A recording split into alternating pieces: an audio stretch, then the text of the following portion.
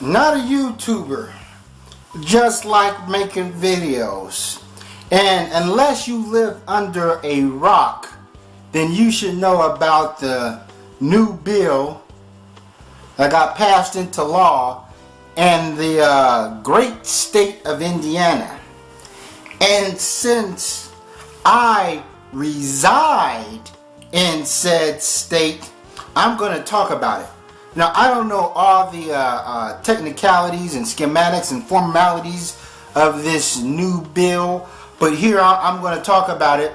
I'm going to talk about the gay movement here in Indiana, and I'm going to talk about the gay movement in general, and talk about my experience here in Indiana and racism and so forth, intolerance, injustice, or whatever. So now here we go. Now it seems like the state of Indiana. Now, as a disclaimer, I have not lived in Indiana all my life, and I wasn't born and bred here, and I am a harsh critic of the state of Indiana as of most of Middle America or most of America. And here in Indiana, they talk about this thing called Hoosier hospitality, and nobody actually knows what a Hoosier is. Some people claim that the term Hoosier comes from people saying who's there, like someone knocking on the door, who's there. Or other definitions of the word Hoosier means a drifter, a derelict, a scruffy person that moves from place to place like a dirty vagabond and so forth. Probably going back into the origins of when this state was inducted into the Union. But let me go in, because they're crucifying Indiana, and then they're like, Indiana is a piece of Kobe meat and thrown into the piranha tank, and it's a media feeding frenzy. And I'm gonna and for the first time, I'm gonna have to side with Fox News and against the liberals. Now, what is this bill?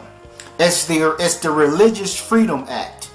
It means that due to religious purposes, somebody does not have to recognize a gay marriage, gay matrimony and so forth. Like if a gay couple wanted to hire a photographer for their wedding, or a florist, or a cake maker, or whatever, that this person has the right to refuse them on grounds of the Religious Freedom Act. It doesn't mean that if a gay couple went to have ice cream and the people at the ice cream shop would say, oh, we don't serve gays here. Now that's where people got it misconstrued. Now, I understand the misunderstanding that people, not knowing the full schematics of this bill, can use this to upward discriminate. Yeah, they can just say, hey man, no gay people are allowed to use my public restroom or whatever. So I can understand how they can stretch it and they can morph, this law to their own benefits, which a lot of people do. I understand that. I understand that there's those people that say that, well, you shouldn't discriminate against anybody on any sort of grounds, whether it's religious grounds. If gay people wanted a photographer at that wedding, that photographer should not refuse them by any means. But here's the hypocrisy. You know what I'm saying? Like, for instance, we don't have to recognize Sharia law. Let's say a Muslim wanted to get married, who believes in polygamy and wants to get married to two females, and he wanted to hire a photographer or a florist at their Islamic wedding, so forth. Now, of course, this photographer can say that by religious grounds, I don't recognize Sharia law. I don't recognize you marrying 2 or 3 women, having multiple wives, even though in the Bible, Christianity never actually refuted having multiple wives. But that's another story. But still, I don't think nobody would care. Nobody would care that someone would discriminate against Muslims and not recognizing, the the bond between a Muslim man and a Muslim wife. It's not recognized in the books. Their marriage isn't. And I don't think Muslims care. I'm like, okay, you know what I'm saying? You guys are Christian, you don't recognize this, who cares? That's where the hypocrisy comes in. Because, you know what I'm saying, if you're a Christian, you're justified to not recognize Sharia law. If you're a Christian, you say, my Bible, you know, and I'm not a Bible thumper. People know I'm not a religious person. I said this before. If I'm going to choose a religion, it'll be voodoo. But let's say a Bible thumper would say that, hey, man, my religion doesn't have to recognize this. Now, I'm seeing all these people come out the woodwork. And this shows you how much power the gay community have. Like, you take someone like Tim Cook, the CEO of Apple. You know, he condemned Indiana and this and that. But Tim Cook, Apple does a lot of business in the Middle East and China. They do business with a lot of countries that not only just discriminate against gays, but imprison gays and kill gays. So therefore, Tim Cook should be like, hey, I'm not going to do business in the Middle East. I'm not going to do business with China. I'm not going to do business, any type of business with Africa and so forth. You see what I mean? Everybody wants to be the good guy. Even Charles Barkley came out and said, oh, people shouldn't be discriminated. People who've never been in the state of Indiana have something to say. It's like a witch hunt. You know, they're saying, well, people are saying that, well, what do you expect? Indiana's a state full of a bunch of redneck, inbred hicks. Yeah, I somewhat agree with that, you know. But I can say that about a lot of states. Now, as far as Indiana, you have to understand that in Indiana, gay marriage is legal. They passed gay marriage rights. So how can this state be so against homosexuals if gay people are legally allowed to be married? You see what I mean? And this bill, the Religious Freedom Act, I'm like, other states have passed a similar bill. It's just in Indiana, as the Young Turks say, Indiana got caught with their hands in a cookie jar. Arkansas just recently passed a similar bill. But now, you know what I'm saying, as far as being black in the state of Indiana, Indiana is a pretty white state. I'm like, if this state was any whiter, it'll be translucent. I'm like, you can go on a road trip across Indiana, you probably won't hardly see any black people. Black people don't reside in certain cities. Only a handful. Well, there you find blacks everywhere, but to be defined like a large concentration of blacks, you will only find it in a handful of cities. And you know, people here are bigots, and a lot of white people are prejudiced. Now, this doesn't mean that Indiana hates gays, that we walk around and hit gay people over the head with a sack of nickels. In the city of Indianapolis, there's a lot of gay establishments, especially in the downtown metropolitan area, you know, where all the tourists come in. You know, right now we got the NCAA championship here. So you have, like, I don't know, 8 gay establishments downtown. Now, a lot of people say, well, how do I know about that? People are going to pop shit. I know about it because they're loud. Gay people are very loud. I'm like, they have the rainbow flags draped right in front of their place of business. You see all sorts of gay insignia. So therefore, just driving down the street, you know that that's a gay bar because you see the rainbow flag there. You see what I mean? And in a lot of ways, I respect, even in my last video about gays, I do respect the type of power and the type of unification that they have. You know, a lot of black people will be scared to wave that red, black, and green flag, you know what I'm saying, in front of their business, especially if white people are walking by. But gay people are like, you know what I'm saying, I'm here and so forth. And the thing is with gay people, they don't have what we consider a lot of bootlickers. Now, you take Isaiah Washington. You know, when he was a cast member of this show, Grey's Anatomy. I think I could have got that show right, but it's a show about a TV show about the medical industry, about a hospital.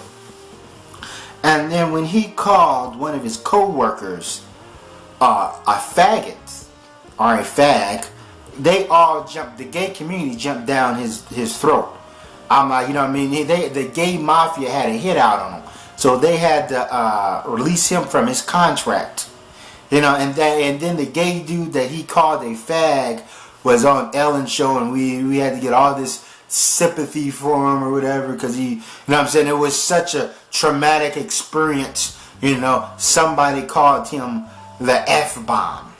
Now, but I liked how the gay people grouped together. Now, it wasn't like gay people said, well, you know, gay people call each other fag all the time. You shouldn't, you know what I mean? Isaiah, there's nothing wrong with what Isaiah Washington did. See, with black people, we have a lot of bootlickers.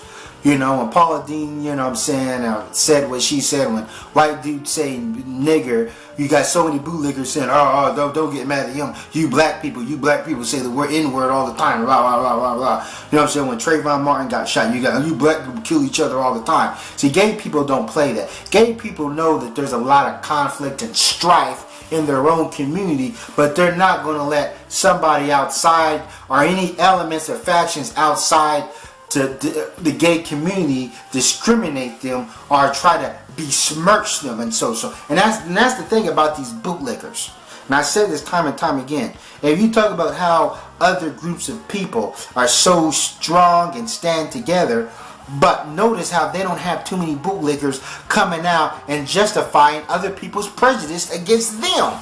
See, that's where the bootlickers' whole argument falls apart, because the fact that they justify other people's prejudices and say, hey, you black people, you get your shit together, don't complain about the white men and blah, blah, blah, blah, or people shooting you down the street, or and so forth. Other groups of people, and that's why they flourish, and you know what I'm saying, and they're very strong, that, you know what I'm saying, the black community or the black commonwealth is so weak, because we got so many people that want to chastise black people to appease you know what I'm saying, our chastisers.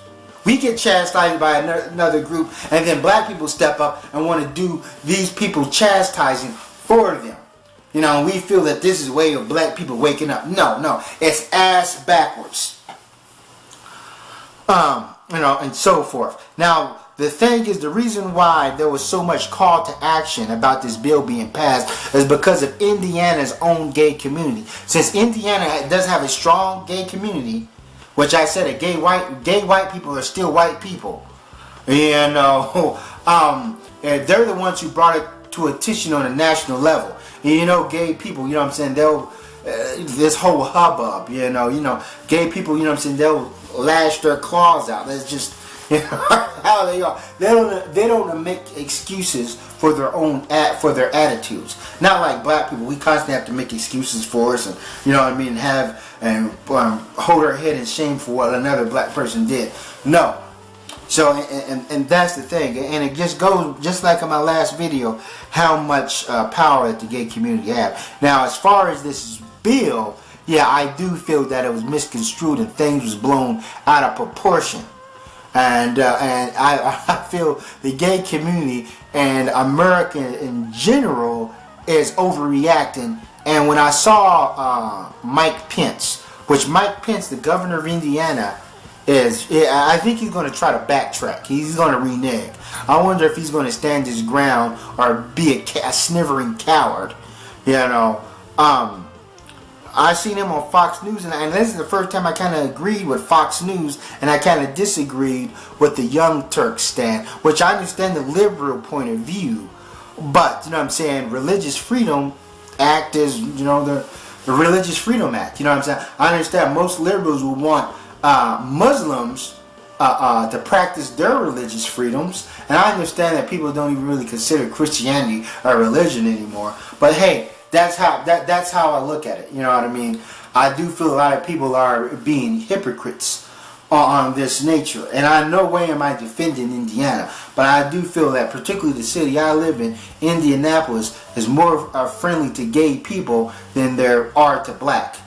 And I'm like, you know, Indiana is just another state where black people over here and white people are over there, and black people get pulled over by police officers as an alarming rate compared to white people being pulled over. Hell, I got pulled over because a police officer thought that I had my brights on. And he said, oh, I pulled you over because you had your brights on. And I said, no, I don't have my brights on. And he says, well, in these newer cars, it looks like you had your brights on. No, I was even driving a newer car at that time. I'm like, so yeah. But I gotta keep my, that's my 2 cents. I had to keep my video short. Thanks for watching.